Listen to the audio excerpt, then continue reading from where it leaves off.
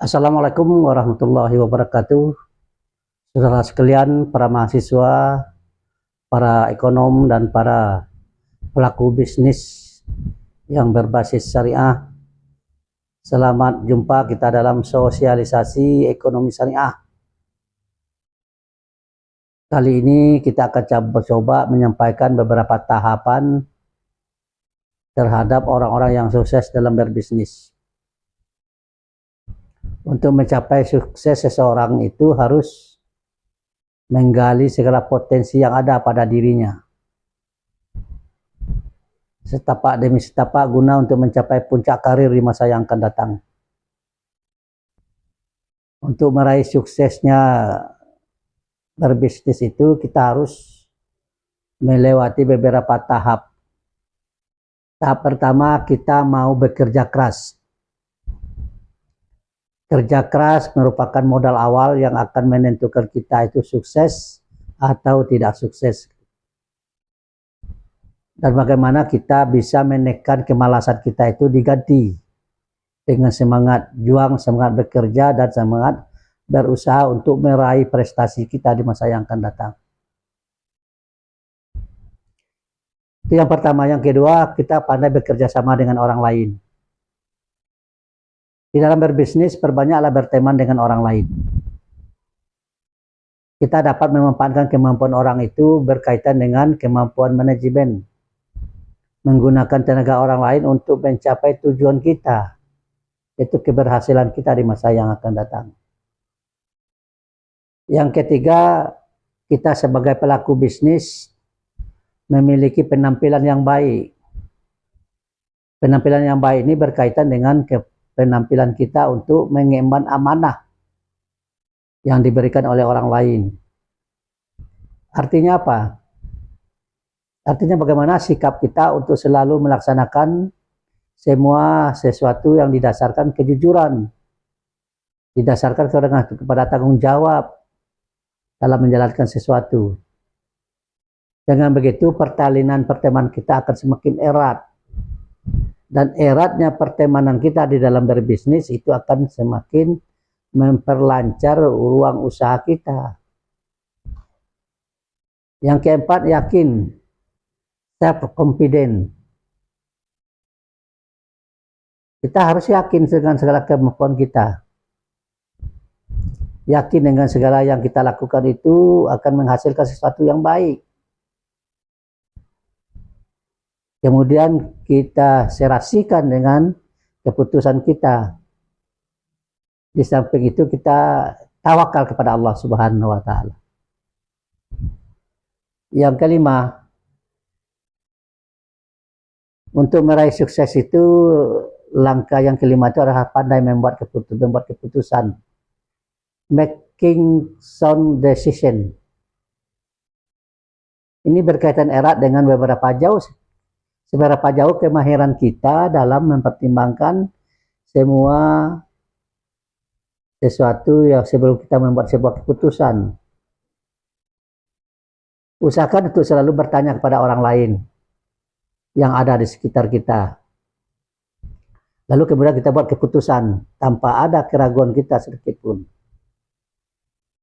Yang keenam, berpendidikan, college education. Kalau di zaman sekarang pendidikan itu merupakan sesuatu yang dinomor satukan. Pendidikan di sini bukan maksudnya pendidikan perkuliahan di perguruan tinggi, tidak. Ini hanya lebih menekankan tentang seberapa luas pengetahuan kita terhadap sesuatu hal yang berkaitan dengan bisnis. Semua itu bisa saja didapat dalam pendidikan formal. Bisa saja didapat dalam pendidikan non formal atau informal. Yang ketujuh, kita harus melakukan langkah-langkah atau tahapan ambisi untuk maju. Ambition drive. Segala sesuatu yang harus didasarkan dengan ambisi bahwa kita dapat meraihnya dan tidak ada sesuatu yang mustahil di dunia ini. Dengan semangat atau ambisi untuk memperbaiki segala sesuatu itu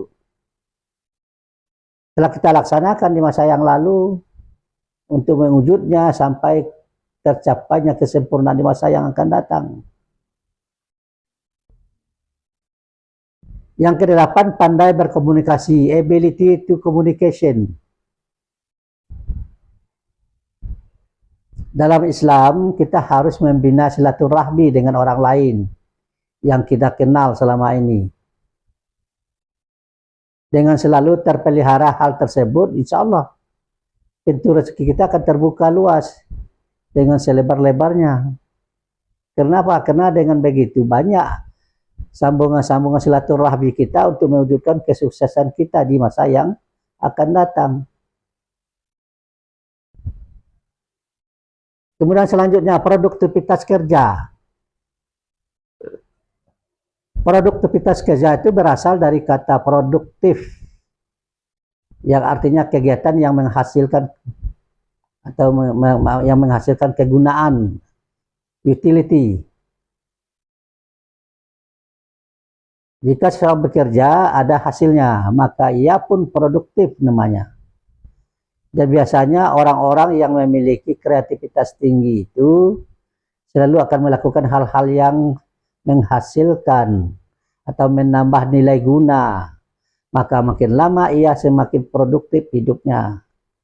Inilah langkah-langkah yang seperti inilah yang diperlukan oleh seorang pebisnis, seorang ekonom. Dia akan dapat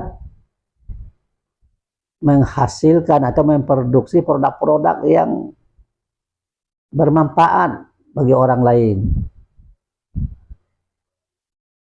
Di produktivitas ini ya tidak hanya dipandang dari kuantitas, tapi juga dilihat dari sisi kualitas, mutu. Hal ini dapat diterapkan pada semua kegiatan bisnis yang kita lakukan sehari-hari. Mulai dari bagaimana meningkatkan kualitas dalam beribadah misalnya, dan meningkatkan kualitas sekaligus produktivitas dalam berbisnis, mencari rezeki dari Allah Subhanahu wa Ta'ala, dan sebagainya. Oke, sekian. Semoga kita berjumpa di video berikutnya. Kama sayati. Assalamualaikum warahmatullahi wabarakatuh.